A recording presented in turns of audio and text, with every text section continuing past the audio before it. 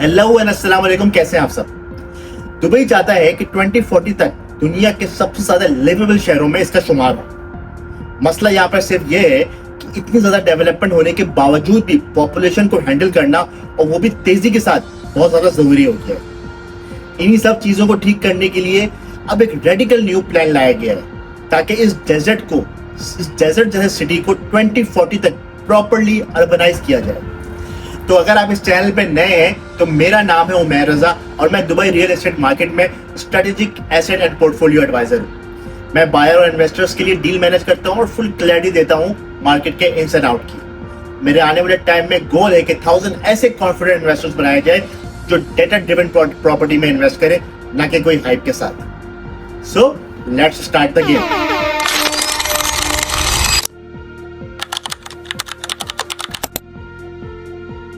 अब दुबई को ये सब चीजें मैनेज करनी है, तो एक सबसे बड़ा सवाल जो हम सब पूछ रहे हैं कि 2040 में दुबई कैसा दिखेगा, क्या क्या चेंजेस होंगी और क्या क्या विजन है दुबई का। ऐसा क्या होने वाला है जो सब चीज चेंज कर देगा। 2040 का प्रोजेक्ट थोड़ा डिफरेंट है। ये ऐसा नहीं है कि यहाँ पे कोई स्काई स्क्रैपर्स बनाए जाएंगे। वर्ल्ड बिगेस्ट कुछ भी नहीं है, बल्कि एक आइडिया है और एक विजन है।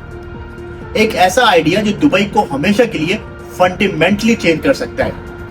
अगर बात करें दुबई की, तो दुबई एक नॉर्मल सिटी तो है ही नहीं और कभी नॉर्मल सिटी बनने के लिए डिजाइन भी नहीं किया गया था। इस बोल्ड मास्टर प्लान की जरूरत क्यों पेश आ रही है, ये समझने के लिए हमें थोड़ा सा पीछे जाना होगा।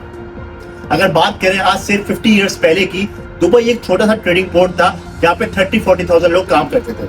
सब कुछ चेंज उस वक्त हुआ जब 1966 में यहाँ पे ऑयल डिस्कवर हुआ। हम में से अक्सर ये लोग ये समझते हैं कि ऑयल तो सिर्फ फ्यूल या गाड़ी में इस्तेमाल होता है, लेकिन ये यहाँ के लिए एक गोल्ड माइन था। ऐसी चीज जो हर चीज को टच करती थी। मिडिल ईस्टर्न स्टैंडर्ड्स के हिसाब से ऑयल की अमाउंट ज्यादा नहीं निकली थी, लेकिन नेबरिंग अबू धाबी कंट्री के अबू धाबी के पास ऑलमोस्ट 10 गुना ज्यादा ऑयल था। लेकिन ये शेख राशिद का ग्रैंड एम्बिशन को फंड करने के लिए काफी था।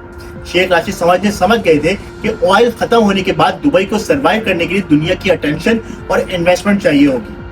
दुनिया के ऑलमोस्ट बीच में होने की वजह से, सेंटर पॉइंट होने की वजह से दुबई नेचुरली एक एविएशन सुपर हब बनने की परफेक्ट पोजीशन के ऊपर था। यूरोप, एशिया, अफ्रीका के इजी एक्सेस के साथ साथ दुबई का एयरपोर्ट जल्द ही वर्ल्ड बिजिएस्ट एयरपोर्ट बन गया और इंटरनेशनल पैसेंजर्स के लिए एक प्रॉपर हब बन गया। वर्ल्ड कॉमर्स के वर्चर्स ने सारी जगह छोड़ के यहाँ की तरफ रुख किया। बैंकर्स और बिजनेसमैन ने अपने बिजनेस यहाँ पे जमाए। सेल्स और इनकम टैक्स को मिनिमाइज करके दुबई ने कंपनीज और इन्वेस्टर्स को अट्रैक्ट किया। लेकिन इसका मतलब ये भी नहीं था कि गवर्नमेंट को इनकम का कोई नया सोर्स ढूंढना नहीं था। गवर्नमेंट कम टैक्सेस और ऑयल की लिमिटेड सप्लाई के साथ साथ दुबई को टूरिज्म और दूसरे हब बनाने की तरफ ग्रोथ करने लगी। और फिर डिस्कवर हुआ कि अगर एयरपोर्ट से लोगों को बाहर निकलना है तो इनक्रेडिबली मेगा प्रोजेक्ट्स बनाने होंगे ताकि टूरिस्ट ज्यादा से ज्यादा अट्रैक्ट हो। और यहीं से दुबई की पॉलिसी शुरू होती है, build it and they will कम। ये पॉलिसी काम करती है, लेकिन कुछ लोग कहते हैं कि इसके अंदर ज्यादा सा ग्लैमर भी को भी इन्वॉल्व किया गया है। कभी कभी लगता है कि अगर कोई प्रोजेक्ट लॉजिक के बगैर भी बना है या नहीं, टूरिज्म ला सकता है, इन्वेस्टर को अट्रैक्ट कर सकता है, 50 डिग्री डेजर्ट में लोगों को खींच सकता है, तो उस प्रोजेक्ट को ग्रीन सिग्नल मिल जाता था। कभी कभी इंफ्रास्ट्रक्चर प्रोजेक्ट्स के बाद आते थे, पहले कंस्ट्रक्शन बाद में प्लानिंग होती थी। यूएई में कहा जाता है फॉरवर्ड ही वही रुख है जहां हवा चलती है। 2040 के मास्टर प्लान क्या है उस पर मैंने एक प्रॉपर डिटेल वीडियो बनाई है, उसको जाके देख लें और उस पर आपको कंप्लीट आइडिया हो जाएगा कि दुबई को किस तरीके से चेंज करने वाला है। लेकिन इस वीडियो में हम डिसाइड करेंगे और हम बात करेंगे कि आखिर ऐसा करने की जरूरत क्यों पेश आ रही है। इस विजन में आखिर है क्या। $680 मिलियन इन्वेस्टमेंट किया जा रहा है। सिर्फ 8 मिलियन स्क्वायर मीटर्स के ग्रीन कॉरिडोर्स बनाए जाएंगे, पेडिस्ट्रियन साइक्लिस्ट के ट्रैक बनाए जाएंगे, पाथवेज बनाए जाएंगे, नेबरहुड्स को रेट्रोफिट किया जाएगा। पूरी सिटीज को 50 मिनट सिटी बनाने में प्रॉपर प्लानिंग की जाएगी, जिससे पूरी सिटी प्रैक्टिकली वॉकेबल बन जाएगी। एजुकेशन, हेल्थ की फैसिलिटीज पे ऑलमोस्ट 25% तक आपकी अमाउंट को इन्वेस्ट किया जाएगा। 60% एमिरेट्स एंड एरिया को सिर्फ और सिर्फ नेचुरल रिजर्व्स और वाइल्ड लाइफ सेंचुरी के लिए छोड़ दिया जाएगा। ये सब सुन के तो काफी इंप्रेसिव लग रहा है। और जब दुबई की पॉपुलेशन 2040 तक 6 मिलियन से ज्यादा होने वाली होगी, जो सिंगापुर से भी ज्यादा होगी, तो समझ आता है कि ये प्लान कितना ज्यादा जरूरी और क्रिटिकल है।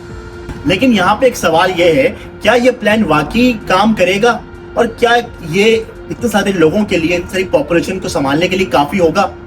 2040 प्लान के हिसाब से अगर तो सक्सेसफुल बनाना है तो दुबई को अपनी थिंकिंग और अप्रोच में ऑलमोस्ट फंडामेंटल चीजें चेंजिंग करनी होगी और दुबई उसके लिए बिल्कुल रेडी है, न्यू पुश लेने के लिए बिल्कुल तैयार है।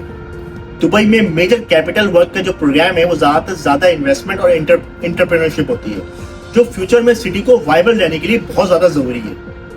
दुबई की एस्टोनिशिंग ग्रोथ ने दुनिया को इम्प्रेस किया है और सबकी अटेंशन हासिल की है। लेकिन अब शहर को ऑलमोस्ट अपने आप को इवॉल्व करना पड़ेगा और नई चीजें सोचनी पड़ेंगी। सो पहले विजन था इनका कि build it and they will come, और अब इनका विजन है adapted so they will stay. So इस विजन को कितना ज्यादा जरूरी है इसके लिए आप मेरी वाली जाके वीडियो देख लीजिए। और अगर आप इन्वेस्टिंग करने के बारे में सोच रहे हैं और चाहते हैं कि कहीं क्या इन्वेस्टमेंट किया जाए, तो ये सारी वीडियोस आपके लिए होने वाली है। सिर्फ वीडियोस देख के स्क्रॉल मत कीजिएगा, लाइक सब्सक्राइब का बटन जरूर दबा दीजिएगा, क्योंकि इस लर्निंग जर्नी में मेरा हिस्सा बनिए और आने वाले टाइम में मुझे गोल है कि 1000 ऐसे कॉन्फिडेंट इन्वेस्टमेंट बनाई जाए जो डेटा ड्रिवन प्रॉपर्टी में इन्वेस्ट करें। So this is Umair Raza signing off, take care and अल्लाह हाफिज and keep remember in your prayers.